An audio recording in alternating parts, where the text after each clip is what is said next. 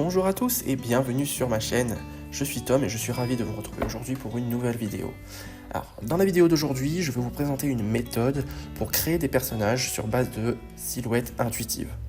Vous savez que j'aime parler particulièrement de personnages sur cette chaîne, mais cette méthode fonctionne aussi pour d'autres concepts comme les objets, les prop design, les bâtiments, les créatures, ce genre de choses. Je vous montre quelques exemples passés sur l'écran. L'objectif c'est de travailler de commencer son concept de personnage avec des ombres chinoises. Je vais détailler un petit peu plus ça au moment de la mise en pratique. Et c'est vrai que cette idée de silhouette intuitive, silhouette synthétique, silhouette minimaliste, vous m'avez déjà entendu parler de ça sur cette chaîne.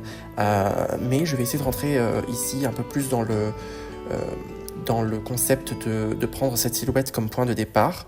Donc c'est vrai que j'en avais parlé au niveau de la planche personnage notamment, pour s'entraîner à garder le corps de son personnage en étant capable de le résumer en une seule silhouette. Et là on va faire un petit peu l'inverse, c'est-à-dire partir d'un résumé pour voir comment est-ce qu'on peut détailler ça et arriver à un personnage plus abouti.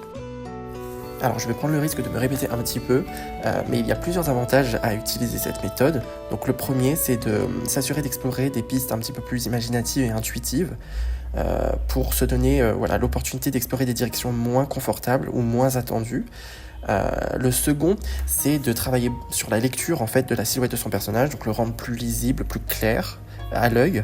Et le dernier point que je mentionnerai, c'est aussi pour un peu contrecarrer nos stigmatismes. Donc on a un peu plus de mal à se rendre compte de nos stigmatismes quand on travaille déjà dans les détails et dans ce qui est clair. Mais par contre, quand on travaille en ombre chinoise ou en silhouette comme ça, on peut se rendre compte que l'on fait ou que l'on retourne souvent vers les mêmes silhouettes, les mêmes proportions.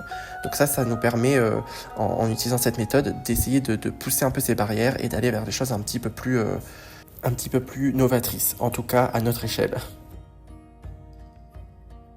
Donc les images transitent déjà vers le contexte que je vais utiliser pour appliquer cette méthode dans la mise en pratique, qui vient dans quelques minutes. Et pour ceux qui ne me connaissent pas, et pour les habitués, vous avez sans doute reconnu les créatures de mon monde fantastique que je développe déjà depuis un moment.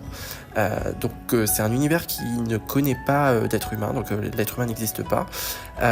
Et je suis arrivé à un point où j'ai un petit peu plus établi la façon dont la société fonctionne, et du coup j'ai besoin d'explorer un petit peu quelle forme justement ces créatures vont prendre en fonction de leur rôle, de leur vocation.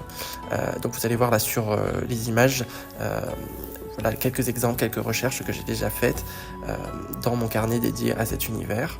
Et aujourd'hui, je vais m'occuper d'explorer justement, comme je vous l'ai dit, les différentes formes que peuvent prendre les créatures dans cet univers conformément à ce que j'ai établi. Et évidemment, je vous emmène avec moi dans le processus.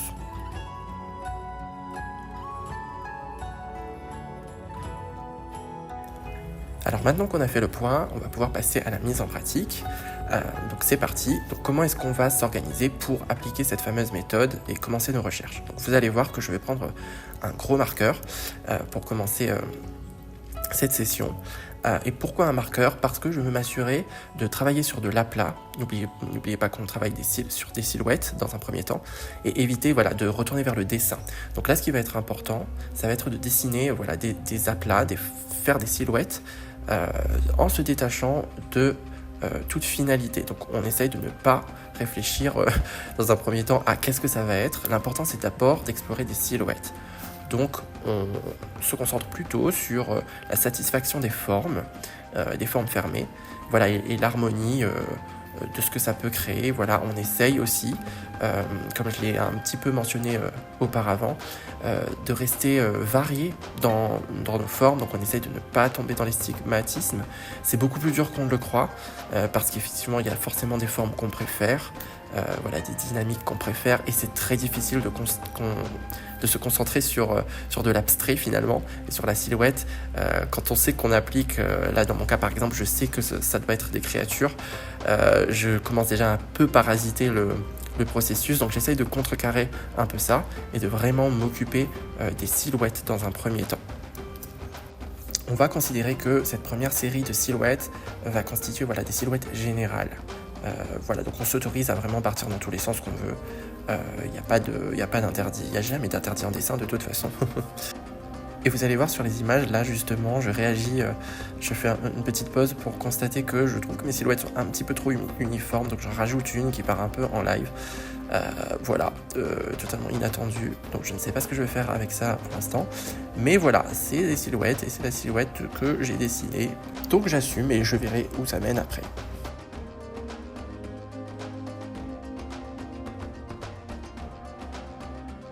Une fois qu'on a fait notre première série de silhouettes, la prochaine étape va être de sélectionner celles qu'on préfère, c'est-à-dire les directions qu'on trouve un petit peu plus pertinentes. Là encore, c'est bien de choisir justement des silhouettes qui ne se ressemblent pas. Donc là, moi, ce que je vais m'amuser à faire, c'est avec un bic, je vais justement commencer à dessiner très brièvement quelques détails pour leur donner une tête de créature, parce que je sais que je veux des créatures. Mais voilà, ça fonctionne assez bien puisqu'on a travaillé sur de l'aplat avant, donc on peut rajouter du dessin par-dessus. Mais on n'est pas du tout obligé de rajouter du détail à cette étape. L'important c'est surtout de sélectionner les silhouettes qui nous plaisent le plus pour la prochaine étape que je vais développer un petit peu plus loin.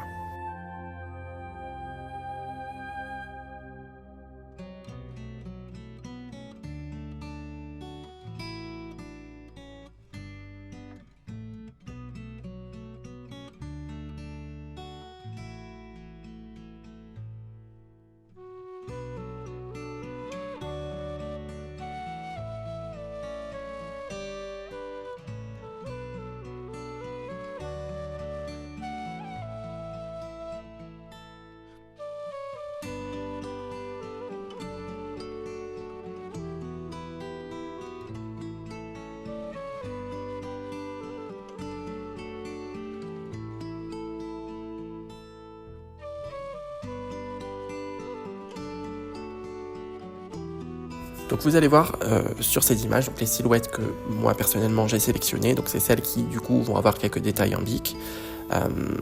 Et du coup, qu'est-ce qu'on va faire à partir de là? Donc, quelle est la prochaine étape? Donc ce qu'on va faire, c'est qu'on va prendre chaque silhouette sélectionnée et on va essayer de la décliner en 3 autres silhouettes.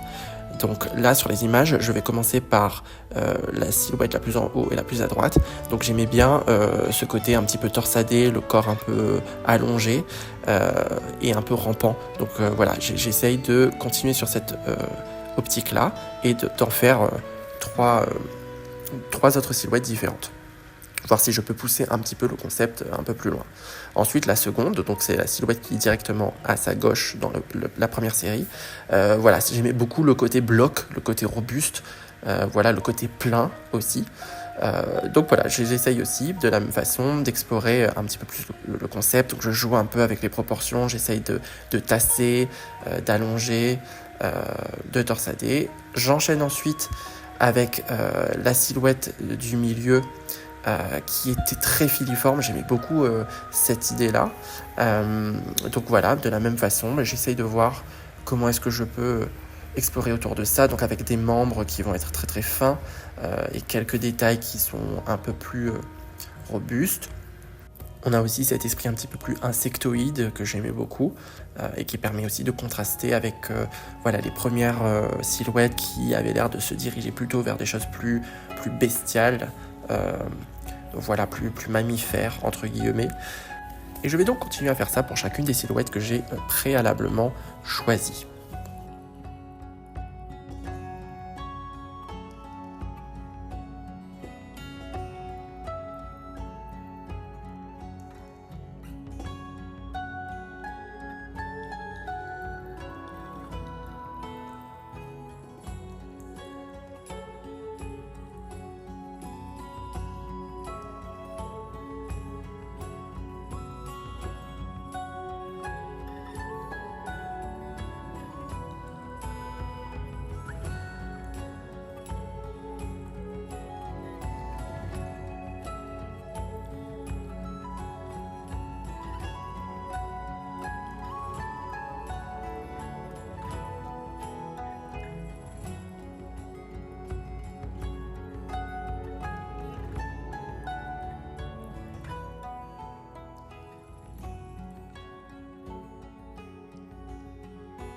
Donc à partir de cette étape, vous pouvez réitérer le processus autant de fois que vous le jugez nécessaire.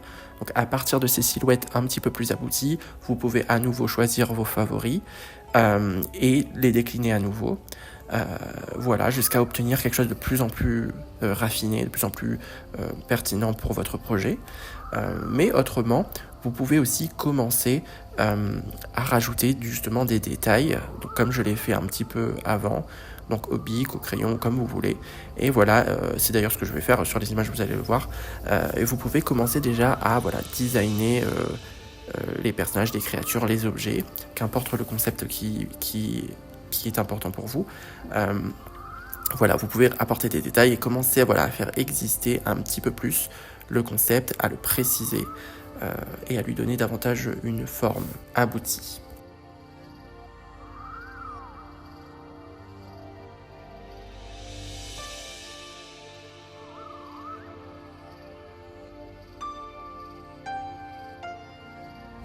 Et voilà, vous allez découvrir sur les images donc toutes les créatures que j'ai développées en appliquant cette méthode durant cette session.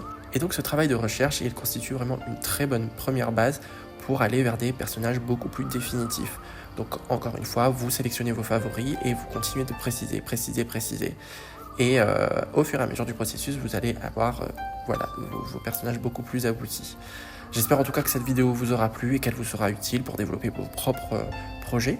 Je vais conclure ici tranquillement. Comme d'habitude, n'hésitez pas à liker, commenter, partager si vous souhaitez soutenir la chaîne. Et moi, j'espère vous retrouver très vite avec une nouvelle vidéo. En attendant, portez-vous bien, tout le bonheur du monde et plein de beaux dessins. Salut!